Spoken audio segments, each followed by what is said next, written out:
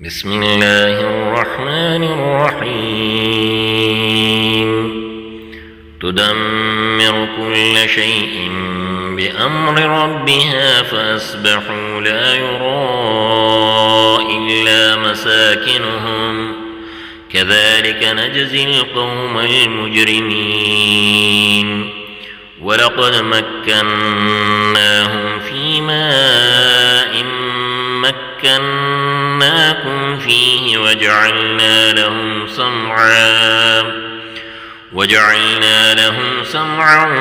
وأبصارا وأفئدة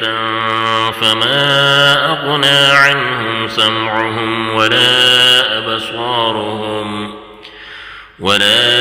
أبصارهم ولا أفئدتهم من شيء إذ كانوا يجحدون بآيات الله وحاق بهم ما كانوا به يستهزئون ولقد أهلكنا ما حولكم من القرى وصرفنا الآيات لعلهم يرجعون فلولا نصرهم الذين اتخذوا من دون الله قربانا آلهة بل ضلوا عنهم وذلك إفكهم وما كانوا يفترون وإذ صرفنا إليك نفرا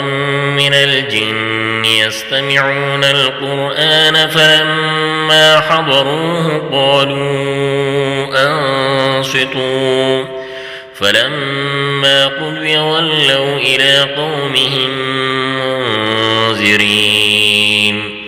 قالوا يا قومنا إنا سمعنا كتابا أنزل من بعد موسى مصدقا لما بين يديه يهدي إلى الحق وإلى طريق مستقيم يا قومنا أجيبوا داعي الله وآمنوا به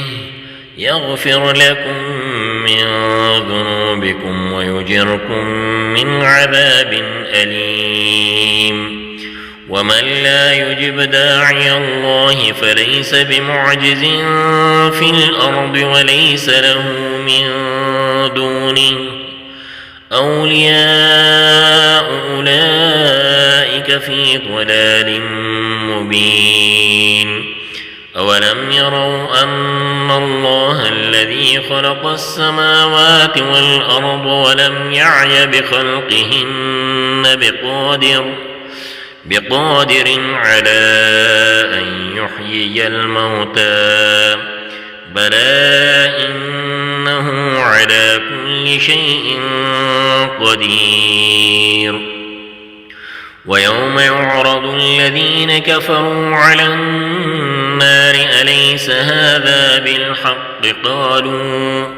بلى وربنا قال فذوقوا العذاب بما كنتم تكفرون